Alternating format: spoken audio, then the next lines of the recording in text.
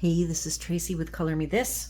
I am finally on episode 43. I noticed today it was 11 days and some hours since my last video was posted.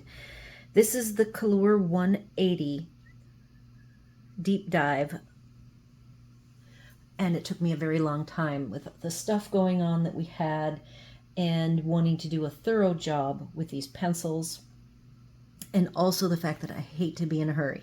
And I will say the final big project that I did is only maybe 2/3 colored, but I thought that I had enough information and different elements on the detailed page that I can always come back later with a completed video so that I can get this off my plate, as I do have some smaller videos to be posted right after this one, and I really didn't want to have this one get slipped at all. So, welcome to my channel. This is, as you can see, a coloring channel, and I like to do a variety of coloring projects, including walkthroughs. I don't call them reviews because I don't feel I am like a professional enough person to do a review. I just call it a detailed walkthrough. So hopefully you are here to see the Kalour 180 detailed walkthrough, and if you like the content, you will subscribe to my channel, which would be awesome. So here is my case I have picked for the Kalour 180s. I have labeled using my labeling system. Because I have multiple sets of Kalours now, I did call these the black 3.8 180s. In the off chance I maybe someday get a black 180 that is something else. I do own the Kalour 120s. I already have a review of that. The pencils are not the same. I actually will do a comparison between the two.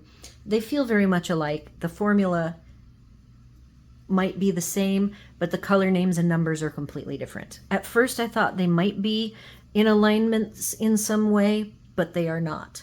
So the only Kalour product that I have not tried, if I assume that the Brutfuner is made in the same factory and has a lot of crossover. I do not own the colored barrels Kalours. So maybe someday I will get them. And I did want to put out there, if you have both the black barrel and the full body barrel Kalours of any counts, let me know what you think the differences are between them. I really love the Kalours. I had a very pleasant experience and have a lot of different examples to show you and a lot of things to say. The first thing being that it's a 180. I'm really glad I didn't get any more. It took a very long time to get through all the materials with the 180. I loved having the color range, and I am very glad that I created the color cheat sheet that goes into each page behind each pencil so that I can easily see the differences in the colors, because I will tell you the barrels, they just don't match at all. So I won't even do a test for that because it's just not going to line up. So having the actual colors behind each pencil was very helpful for me to pick and choose the colors that I wanted.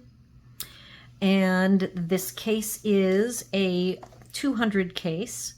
The color range is full colors except for these metallics, and I put the metallics off into their own area. The metallics aren't something I'm going to use a lot of, but they are here should I ever decide to use them.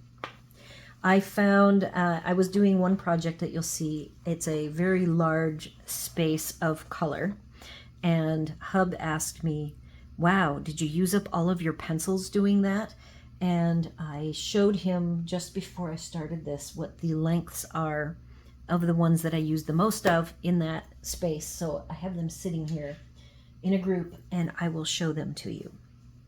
So I now have, I'm not going to do the swatch sheet yet because I'd like to go through the range of colors, but I did want to break out some different brands to do a comparison of the barrels and the pigments themselves.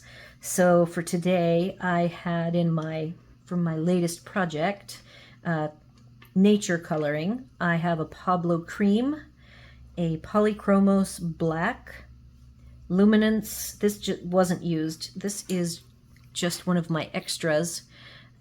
It is an 802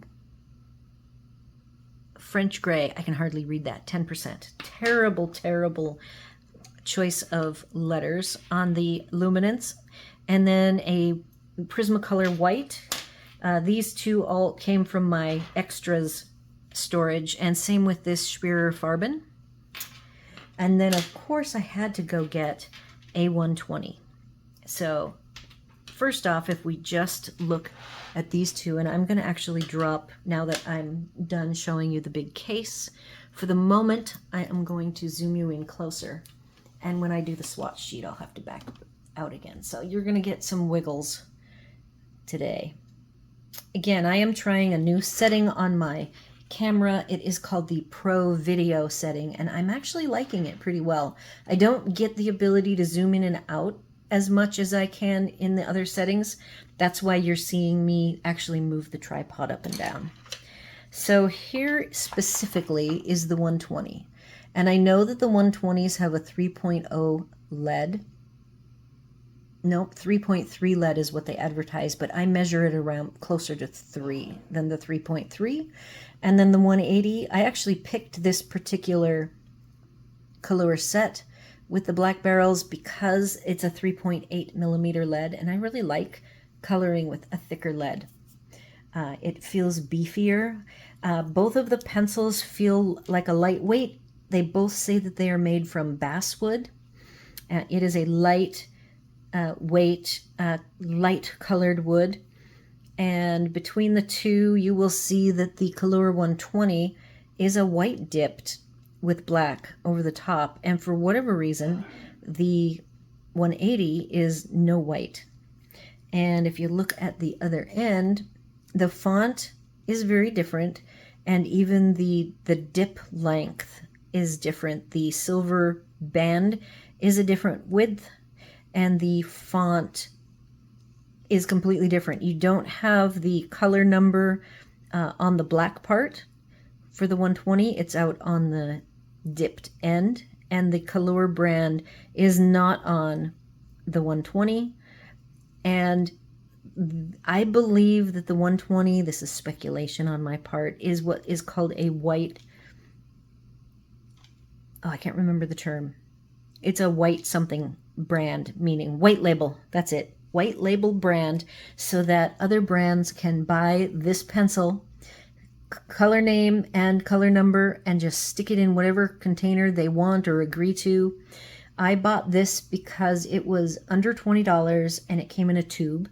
And I was curious. It came in a tube with a blender pencil, a Kalour one, and 2 sharpeners. So I thought that that was a pretty good deal. And I like the tube. So it has a chameleon on it. So it is on display up on my storage that I have with my Marie's and my Artex box. So you can see here that definitely the pigment on the 180 is way more pigment than the 120 has. So now if I pick up the chunk of these, I'm not going to bother picking up the 120. I'm going to set that over aside, and we will look. I'm going to look through my viewfinder with you to see what you see. I see I picked too many. Definitely the 180 on this end has a nice fat lead. Most of these are pretty fat. The ones that aren't quite as thick seem to be the Spearer Farben and the Prisma. These seem to be a tiny bit smaller. And maybe I have to take the poly and raise that up. I think all of these are probably 3.8 millimeter leads. And I've done the measuring before, but I have not measured the 180. So let's get out the calipers.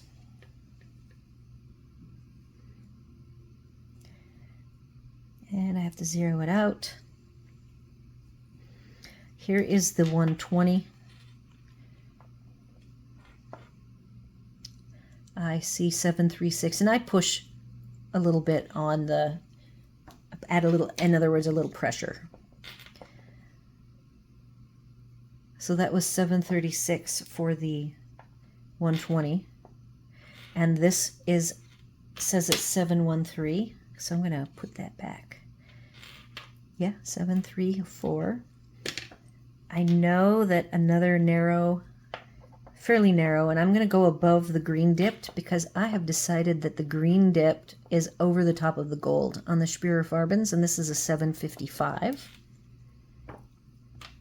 I was not expecting these chunky 3.8 millimeters to be that narrow, but I have another pencil that we'll see. So the prismas are pretty thin, 730.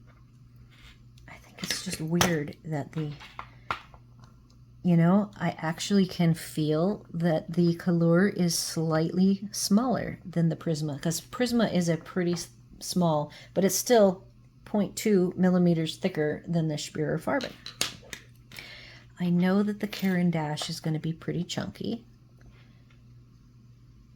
802, 8.02, so probably nominal at 8. Now, the Pablo is a very svelte feeling 6.85, and I love them. They have, some people don't like the hex, but I just really like the hex, and the fact that these are a very dry, silky feeling, even more silky than the polys. They have a very nice feeling. I know that the polys are pretty beefy. 7.79. I believe I've measured them at 7.8 before. And then just for giggles, we're going to do another measurement. And it is definitely a narrower barrel pencil than the others. I've already told you that the dipped ends, the colors, I have colored with these a lot. And the dipped ends do not match the colors of the pigment at all. So now I have to move you all back out so we can review the swatches. I apologize for that. Let's see if we can get the whole set of swatches. I am enjoying using my disc bind system.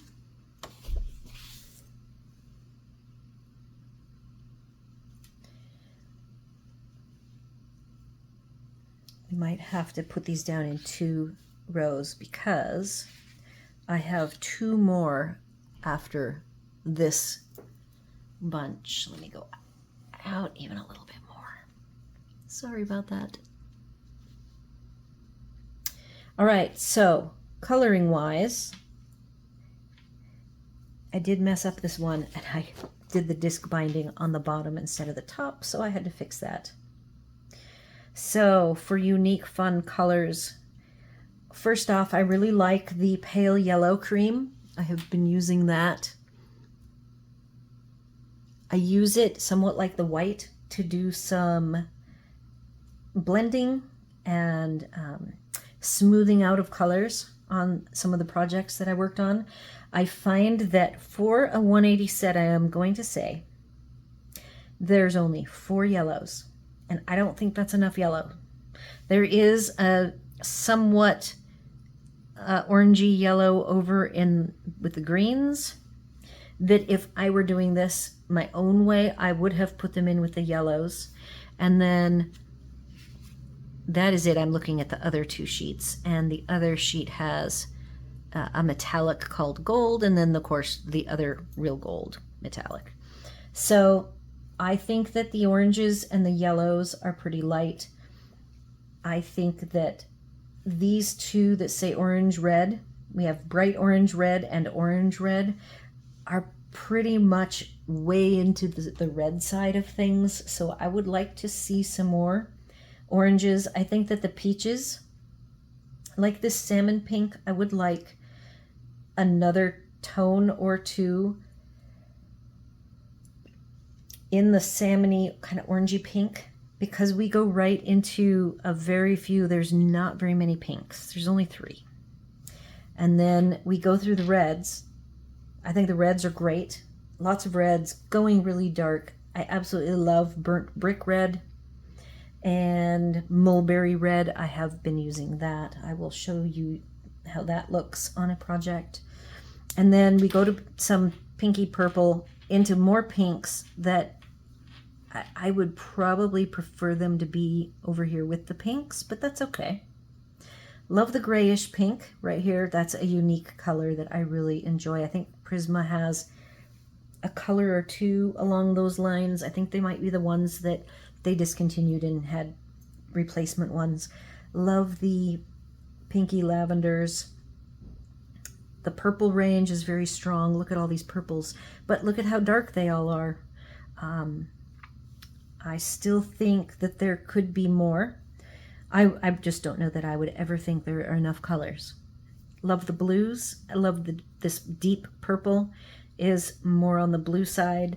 And I actually feel like, aside from this deep purple, I wouldn't mind like a navy and a Prussian. I don't see in this color set, I see no navy blue, which we have seen in other sets. And then here they have a dark Prussian blue, but that actually does not look like the Prussian blue that I am familiar with.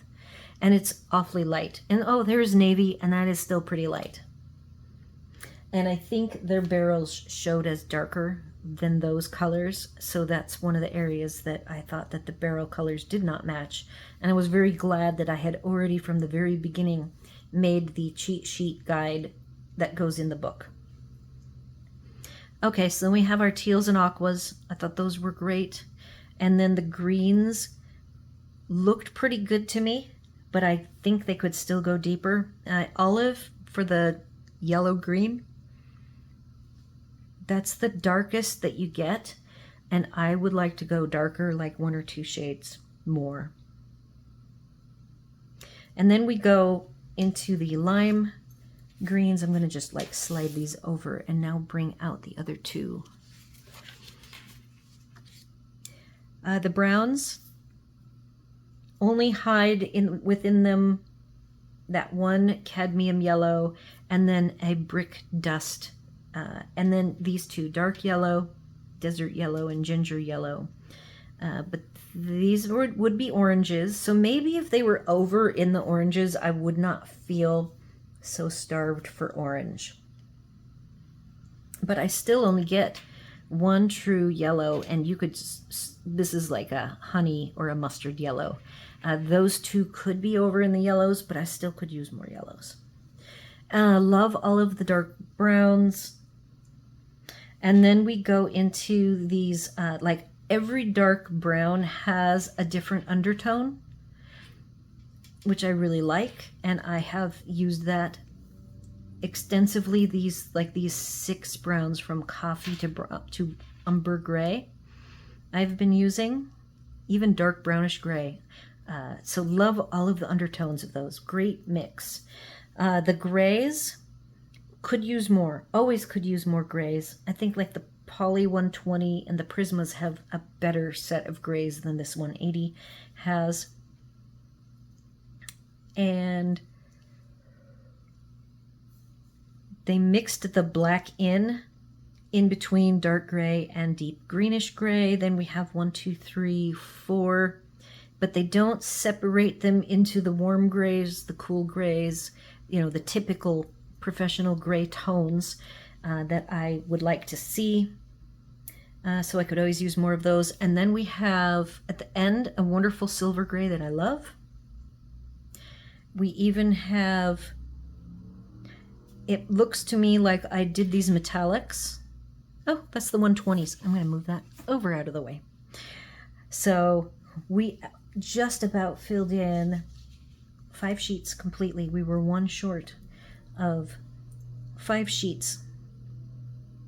I've been sure since I'm doing the disc bound system that I label the bottoms now so that I can flip through them along the bottom and see the name of the set quickly. I have to show you this. So before moving away from swatches, I did this color chart that they provided is in numeric order, which doesn't make any sense when you actually look at it after you've colored it in, because there's no rhyme or reason for the colors and the numbers. I don't know what the logic was. It seems to be there was no logic. So it does not look like a very cohesive set of colors on this chart. And I did this first before I did the swatches. I did them separately. I don't know why that was, but that's how it worked out. And so I can't really see that this is a good set. It's also on a really smooth, thick white cardstock, so the colors look like, I look at this palette and I don't see any dark colors. It looks like none of them get dark enough, especially like in the blues. But that, I believe, is a function of this very smooth paper. These pencils definitely like a little tooth to be able to shine, and you can definitely see it here. So I don't know how I feel about the 300 set, the 240 set. If I got the 520 set, it would be the 2 floral boxes of Brute Funers, and I do already own the Brute Funer student grade pencils. That's what I've decorated my walls with. And that came out fabulous, and I love it. People who come in are very impressed with the decor in here. So just for fun, so you just saw the color range. Here is a quick glance at the 120. After seeing the 180, I remember I had problems with the frogs and the color combos in the greens especially, and remember, green is my favorite color, so I did struggle coming up with like the leaf color combo. There wasn't enough of the same leafy green colors that I have in the other sets, like the Artex 126. I had enough greens, so I don't know, maybe here I seem to have more yellows and oranges. Again, I did not swatch these the best. Someday I will break out and get the darks darker than what they are. You can see a lot of the paper through the color. So I really like the balance of the 180 much better. So now we're going to look at color combos. I have everything in an ordered pile to keep me straight. And the color combos, I was able to add, I pretty much did all of the color combos and then some. I added a hot pink, and I added I didn't even name this one. If you guys can think of a good name for lime to bright green to bright blue to purple, I would love to know what to call that. And here is a comparison to the 120s.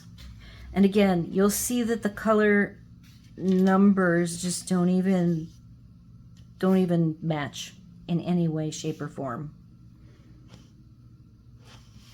So that's for the top row.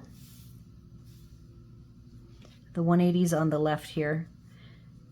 And I've changed a little bit how I do my colors, where I get into the aqua range and go to leaf. You'll see here on the Kalour 120, I did not have a good light aqua. See, look at 114 over here on the 180. Love that color. When you do like the color combos and such, you really get to see where the holes are as you're picking out your colors very specifically. Now notice in this leaf, I just did 3 colors here. And down here, I didn't have a good choice. I didn't have a light leaf color. I even put an asterisk and wrote missing a light leaf green, and this one has it. which made a really nice leaf. I don't know, it's a very specific leaf. You know, maybe for me being from the Pacific Northwest, I don't see that as a leaf green, but I started with the Artex combos that somebody did, and I've kept using those same tones just to be consistent. So we have lime. Lime on the left here goes a little more on the vivid side. You know, the color tones are still just very different. Moss did not have issues. Some of the brands I have an issue with the dark greens. Notice there's no issue here with the dark green. And I think I did this lighter than I had done, so I didn't encounter any issues. But both of these sets of pencils, I did not have many issues with the greens. Palm, I can see a little bit of stippling, and then this bright, I did have some problems with the 88. 129 to 88. I had to go over it quite a few times, and then my 142, which I think is probably the navy, also did some weird stippling, probably from the texture of the pigment to get the color, the blue. But the greens were good. Hot pink. I didn't do a hot pink over here. I moved on to violet. And the violet colors, I kept the 180 to 5. I had more choices, so I didn't have to pick an extra color in the rung of the ladder to get the transitions nice. Here's our purple. They look very similar. I only had to do 4 colors to get the purple range. I did light skin, dark skin. Had an issue with the 112 I thought was too yellow. And 158 here I thought was a nice transition. And I used it for both the light and the dark skin. Oh, that's what I did over here with 112. I just didn't like how yellow that looked. And then there's my random color. I don't know what I would call that. So if you guys have a good name for it, let me know. I enjoyed immensely doing the combo sheets. It took me a while. I was in the midst, so I didn't really have, a couple weeks ago I had company visiting, so I didn't really have quality time, so my color combo sheet took a while. Like each night I was doing like a couple of color combos, and then I had to go to bed. I was too tired. So now I have some smaller projects to share. So here are some tickets. These two were done trying to achieve a parchment look using the cream, the couple of light yellows that I had, and then the olive yellow. I didn't even write down the colors that I used. I had fun doing this little mushroom.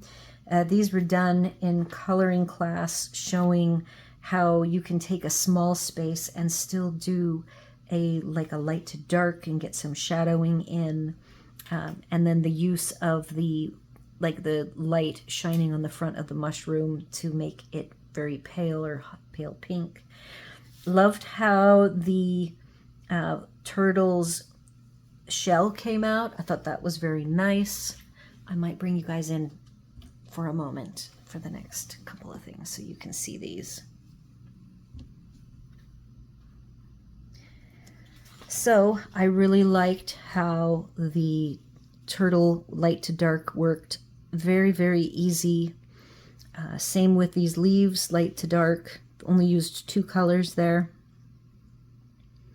I think that the red I used a light and a dark, and the blue I just used a single color. There is the hot air balloon and my mushroom. So then I have this test. This test was actually for gesso, and I used, this was a test of doing a burnish with white over the top of my class pens, the prangs, the 50 prangs, and then I didn't even do a test of that up here. Then down here, I tried to do the prangs on top of the gesso, and it failed miserably. And here, I have done the Kalour on this gesso, and they see, like I said, they like tooth, and this, even though I did a light sanding on this gesso, it has some tooth to it. So that came out very nice. And now that's all I've got over there. And I have, before I do frogs and the final image, I wanted to finish this test out with you. So I found that I had to do a lot of light layers, but notice I only put 2 heavy layers. Well, for whatever reason, the pigment of these comes out nice and vivid. So it was very easy for me to get the heavy layer done. It was very fast. And the rainbow, here's my colors I picked, and here's how they looked. They looked absolutely fantastic. Very easy to do. And I've pre-colored. I have learned my lesson down below here. I made sure there was tooth so that we could see the differences between the before. In fact, I'll probably just do half so that I remember and have a record of how much tooth I left showing. So for the erase test, I already used the electric eraser. That's what these little dots are for. And I find that you can erase these really easily. And then the one thing I did not grab, I'm going to pause because I want to go get my kneaded eraser. All right, kneaded eraser found. I'm going to try to pick up, I've just made like a little flat bottom, and you'll hear the tackiness. And it is definitely picking up some. I can see blue on the bottom. And how I use this is literally, I do not erase with this kneaded eraser. I kind of shape it, and I'll use it to lighten up certain areas. And I think that this does pick up. I don't want it to pick up a ton, just a little bit. So I can definitely see the blue staining because it's a really rich pigment. So you're very seldom are you going to really be able to get an absolute white underneath. And I don't know what happened there. It looks like there was something there. I'm not sure what. Below that is the smudge test. I see I already played with the smudging. I probably played with it before I was doing a lot. So definitely the blue moves. And I'm just going to grab a red here. It's called, so here's some of the odd colors. This is called peach. And I know there are peaches that are red, but that just looks like red to me. And it is 121. I'm just going to see how pigmented they go down. And they just feel really smooth, rich and buttery. I am not really sure whether these are a wax or an oil. They feel wax, but you'll see later on where I don't think their behavior is quite like a wax. So I have some crumbs. And let's see how the red smudges. Yep, but not as bad as the blue. That's very interesting. Huh. Interesting. I expected there to be more. So we have water for a water test. Where did I put it? Right here. This is like a very thick, wet brush. Water test. And I did already put a red down.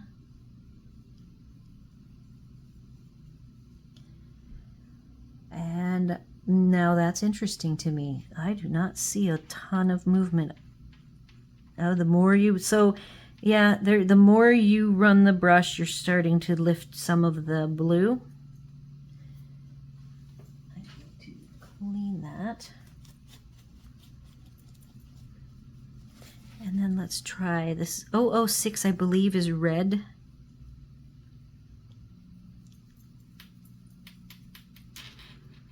I'm still expecting them to be a lot more movement. It takes a minute for them to get wet. So I think you have a little bit, you can put a little bit of wet and probably a little gel pen.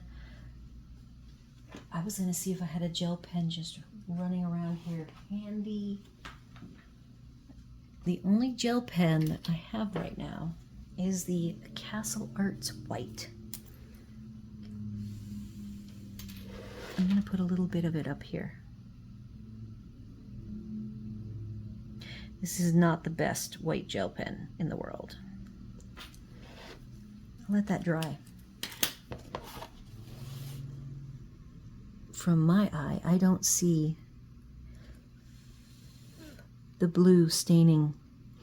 There are people who take a swatch chart and they will have a gel pen with them, a white, whatever their favorite gel pen is, and they will do a little circle or a little squiggle and let it dry so that they have record of the effect of the pencil lead on their gel pen. And I think that's not a bad idea. Okay, so now I've got a dry blending stump. And long ago, I had one of those cases. I did a video on a bunch of inexpensive pencil cases that I bought from Temu for a project, and I couldn't find this particular one.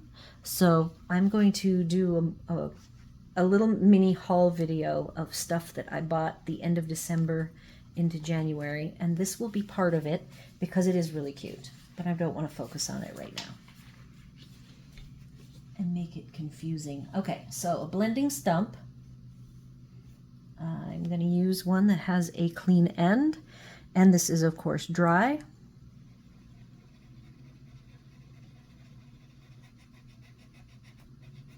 And I think I'm going to do the upper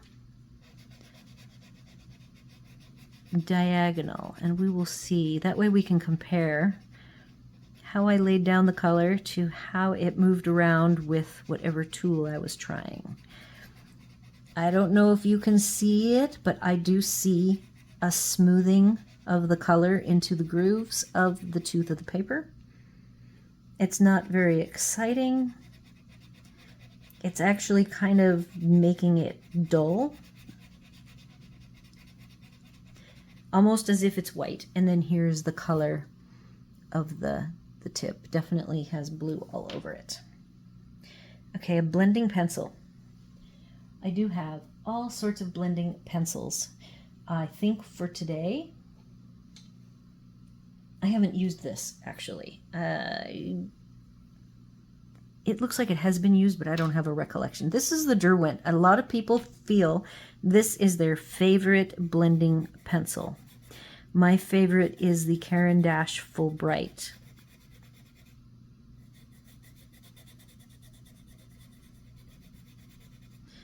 So I definitely see it's mushing the pigment into the tooth.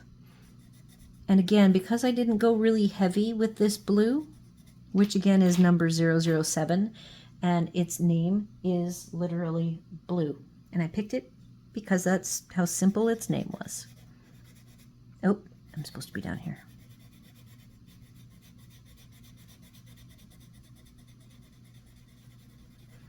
So this is typical of these pencils. They will start, if you go heavy, they will start peeling away the pigment. So now I'm getting, if you overwork your blending pencil, that's what they do. And there's the blue left on the tip. And I have crumbs, and you can see that the blending stump did not remove any of the blue. It just moved it around where the blending pencil, which I went pretty heavy, actually removed some. So this is typically my blending pen that I use. I'm not sure if it's alcohol or not. It's pretty dry. Let's see if the other end is as dry. So let's just see what it does.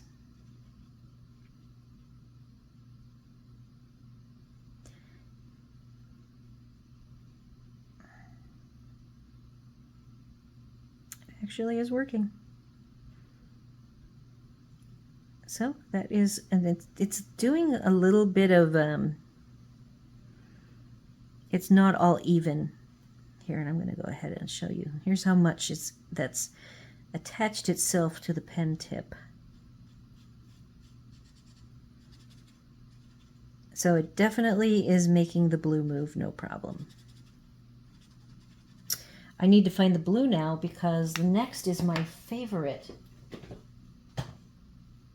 We're going to do some burnishing. And I'm trying to beat the sun, which is going down. Here we go. So this is blue 007. And I am going to burnish this with heavy, I think I went way over the edges there, with heavy pressure. And again, I'm not very good at heavy pressure, I've decided. It is not, my hands just have been worked very hard and they would prefer to do light layers. I have more success with light layers. For a time, I was insisting that I use heavy pressure. But now I'm back to doing whatever my hands feel like doing.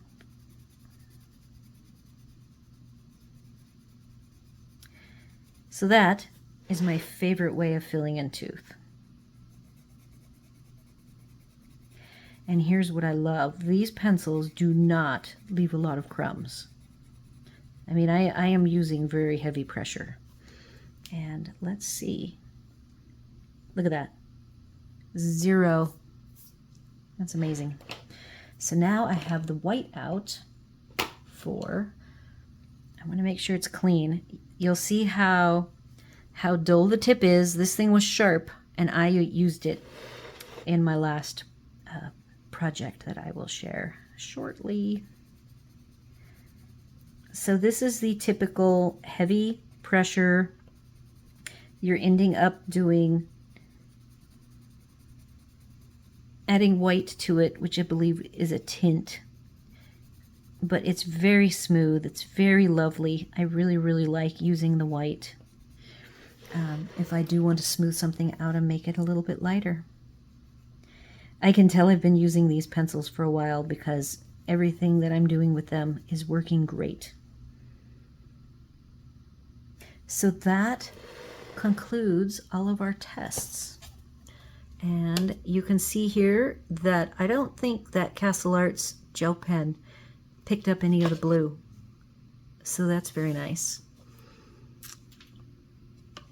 And that worked. I don't know if you can see, but the upper right was lifted with the kneaded eraser, still leaving some staining on the paper, which I expect. And then there's the smudge tests. And then below that is the water test. They're still not dry, but I still don't think there's a lot of pigment in those, the moving of the pigment from the water. And then those are the 3 blending tests. They all look about the same. And then the 2 ways you can burnish. All right, so that's the end of the tests. If I've missed any tests that you can think of, let me know. And we are going to move on to frogs. So I'm going to leave myself zoomed in pretty close. I've done so many frogs that I just sit in front of the TV streaming, and that's pretty much what I get when I do just a very basic blend with light, medium, and dark. The sky blue is very, very faint, and I try to see if I can get just a really faint hint of light blue. And there's a very good light blue called pale blue with this set. This is Artex 126, so the colors that I picked between the 2 of them are a pretty close match. The only thing, I did not bother with lime green. I don't know why. I find that I haven't even been using this lime green, and a couple of the different tests don't have it, so I just left it out here. What I found interesting, if we go to my Copic style coloring, what I would do for card making, I never had to use, this is using a blender. Over here it says on the one, the Artex Kalour blender. I did not have to blend. It came out fantastic all on its own. So it filled in the tooth. I was able to do light layers the way my hands like to work, and it just looked like that. So I was very, very impressed. Now I did pick this pale blue, where Artex is cobalt teal blue, which is a more vivid blue, but the blue still laid down. That was the first. I always go around with the sky blue first. That way it helps hide any of your blemishes when you go back through, and it keeps you in the lines better. At least that's my theory. And then down here we have a little bit more realistic frog with some shading. And this was really, really easy to do. I see that I did the purple wider on this one than the Artex. And then I did take my kneaded eraser and I went around and got rid of the edges. I just go around here until it looks nice, until I like it. And if you wanted to compare, here's the Kalour 120. Remember the Kalour 120, I had some problems with my green options, so this frog had to be quote-unquote fixed. So he's a little too on the yellow side. If you look at this vivid, look how vivid the 120 came out. Very, very dark. Now, of course, I probably picked a deeper purple. And one thing I didn't do, I did some really dark, very delicate shading lines. And I did not do that on this one. And I did some shading lines. I see them. So I did not do any dark shading lines on the 180. And then let's see how my cartoony.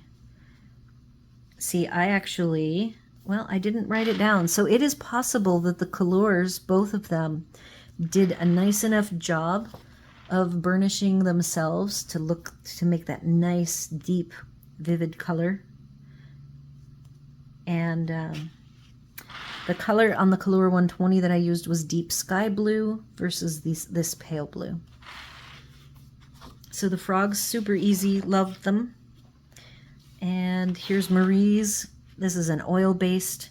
And again, I'm not sure if this is oil or wax-based. I looked at the paperwork from where I bought these from, which was Temu, and it did not give me the specifics on that. So if you guys know for sure whether these black barrels are considered wax or oil, it kind of felt like a mix of, like a tweener pencil in between oil and wax. But I got 0 wax bloom. Here's the polychromos. And I'm pretty sure I used a blender here, but I did not write it down. I just remember using it. And then that's the poly, and this is the Kalour 180. So the frogs are just a nice test for me because I know how to color them. They're like to get as consistent across all the frogs as possible is my goal. And I really enjoyed it. It was very easy to do, and I didn't run into any snags with my color choices. All right, I am back here. It is the next morning. Last night I filmed the final image that I colored, and in the dark my camera just has a hard time focusing, and it was like almost ready to die. So we're gonna do this all again. So I decided for fun that I really wanted to color these crystals, and I wanted to work on wings. I had done an earlier video where I used a lot of very soft colors to color wings, and then I worked on the background and did an ombre effect. I'm only about 2/3 of the way finished with the coloring, and right now I am working on the tree, but I got enough done to talk about, and I had so many other smaller projects done that I thought I had achieved what I needed in learning about these pencils to be able to share with you my thoughts. So this is the picture from Alien Worlds, Kirby Roseanne's, and this is what I colored. It is on an 8.5 by 11, so I lose a little bit of the detail. You can see that I'm losing about an inch of the tree over here on the right, and not really anything on the left. I did make sure that the disc-bound holes were not copied. Then the next thing before I get into how I colored the different pieces is you'll notice that the coloring on the astronaut is grayscale and the original is black. I like grayscale because I don't want to emphasize the lines, and you'll see that the way the tree is colored, you don't really see the lines at all, and that is because I want it to look more like a drawing than a coloring page. So that's what I like to work on. The settings on my printer are draft mode. On the scanner settings, it's draft, and density. On this one, I did not use a light density of ink, but I do have that ability to alter the density if I want to, and I have a separate video on the settings that I use to get the lightest grayscale possible.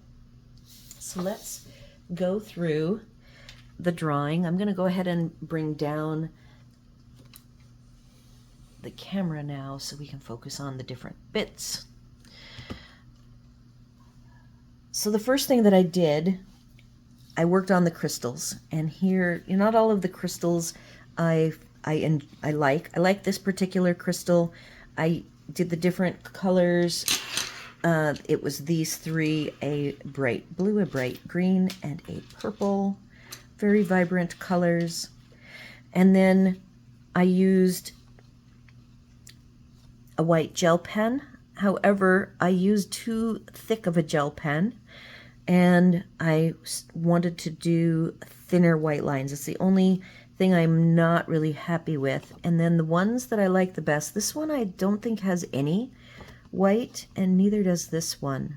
So I probably should have, or I went over. I do remember trying to go over and minimizing the white on some of the smaller crystals. These two big ones are just fine. This one over here and this one.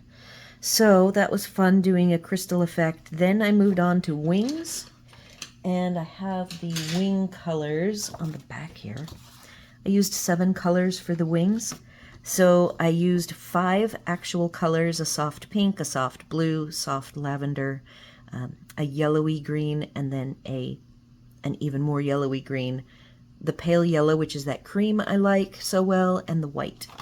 So on the wings, I just used, on the very soft gray tone lines, I added the colors randomly. Everything was very random, and then I would add random cream and random white and kind of mix them all together and soften those colored lines. And then the final thing that I have done is, I'm going to turn the light on for a moment because it doesn't show without the light. So there's this light, and let's see if I can show you. Let's see. I have to bring the light over here. I'm trying to look through the lens. I used Wink of Stella on all of these beautiful soft wings. And the last thing I might use on the wings, but I'm not sure quite yet. I'll wait till the picture is completely done. I might put some clear glaze over the top. And then the insect body is gray blue with some white. And the little black, their antennae, instead of going up and out in front of them, they tendril back. And I used the black glaze for all of the medium-sized ones. The small insects, they were just too delicate to try to do. And then the largest insect, I glazed the legs, and then I was able to actually color the antennae with black colored pencil. And I also tried to dot all of their little eyeballs. They have 2 on each side. So then the last effect before I started working on the background was the creamy yellow. I kind of mapped out a glow line. And then after I had done the background, which I'll talk about in a minute, I softly colored the edges of the glow with a variety of colors kind of randomly, starting with the outside edge on some, like this one has red, that one has red, this one has a little orange and blue, this has blue, blue, blue and purple. So I just softly went over with some of the colors from the crystal, focusing mainly on the blue. This one has a little bit of green. And so let me turn the light off now. Hopefully you got to see the crystal. I mean, not the crystal, the Wink of Stella. So then the background. I spent 3 nights on the background. And the colors that I used, I have not written down yet, but I have them all here. So I started out with the orange section here and a tiny bit over here with these 3 colors being mixed together. And I literally mixed, remixed, and remixed over and over and over. I don't know how many countless layers. And I never lost the ability to color. For me, wax pencils hit a limit, and they get so waxy that they turn slick, and then you can't really put any more color on. It just won't take it.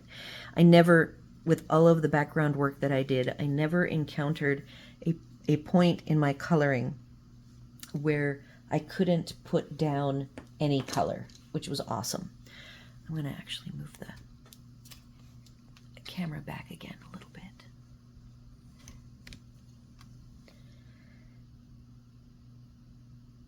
Oh, and here I have one more thing. So this strange crystally bit that the wings are built on, I don't even know what to call that. That's an alien thing. I did, on this largest image, make them look crystally and added shadows. But you can see on the smaller ones, it was more difficult to have the appearance of the crystals. But that's what that's supposed to be, crystals to match their crystalline glow part. So then after I did hours and hours of the orangey red, I then transitioned. I got rid of the orange and switched to these 2 colors and started working on going into the pink and magenta. And then that was this second section, and that took like an evening and a half. And then I swapped out and focused on deep pink and mixed in with these 3 purpley pinks. By the time I got to the top, I used, I know it looks like the magenta is the darker of the 2, but I really liked the mulberry red better. So you can see that the mulberry red is actually worn down further than the deep magenta, although the deep magenta has been sharpened twice. So these 2 colors, it was like 2/3, and then at the very top, it was 95% these 2 dark colors with the deep pink mixed over and over and over. And I found that these purpley pinks actually did end up pretty streaky, which made me go back and forth and back and forth over and over and over and over. And I see just a tiny bit of streakiness in the middle section here, but I worked really hard to blend it out. I didn't mind a little bit because I wanted the sky to actually have some gradient to it, but I didn't want streaky lines. So I was very impressed with these pencils and how well they worked. The biggest workout for them was the sky. And I do really love them. I can tell why people enjoy them a lot. and why some people actually will declare that they like these better than Prismacolors. I'm not a Prisma gal, and I'm not a heavy musher. I am a light layers person, so I definitely feel much more confident with these pencils and enjoy them more than the Prismas. So now let's talk about this tree. I totally switched gears on the tree. These are all of the colors I have randomly ran up and down the tree, working on keeping the tendrily look. See how Kirby put in all of these little striations and tendrils. And when I did the crystals on the insects, that's when I did crystal colors on the tree's crystals. I still have more work to do on those, by the way. In fact, the tree is not completely finished yet. I haven't really worked down to my darker darks, and I still want to soften the middle of the tree is the lightest part of the tree for the light source, and I will be taking a little bit of eraser to that as I get finished with my details. And like right in here, you can see that I haven't gotten to the fine dark. I have these little brown ticks, and those brown ticks are just an intermediate brown. I'm starting to go in on the outer edges, top and bottom, and add the darkest darks, but I am not finished with that yet. And I have softened in a couple of places with the white. I can see to my eye where I did like a soft glaze of the white, and I will need to be going back in and darkening more. I haven't finished the top part of the tree, and technically I still have to go in with these dark purples right here above that last branch. I have this branch that I haven't finished. So I have a lot of hours into this one. I am not in a big hurry. I hate to color in a hurry. It's my relaxed time. So I will come back and have this be a final review of my coloring. I have a plan for the astronaut's helmet. It was Hub's idea, and I've got some photos showing me what it would look like. I just have to figure out how to replicate that. That concludes my detailed walkthrough of the Kalour 180 black barrels, which I do really enjoy. If I forgot anything, or you have any questions, comments, or concerns, be sure to leave them here on the video. And do all those fun YouTube things like share, comment, subscribe. And again, if you are visiting this channel and you haven't subscribed to me, please consider subscribing. And if you have friends or fellow colorists that you think would enjoy my content, be sure to share this with them. And as always, thanks for watching.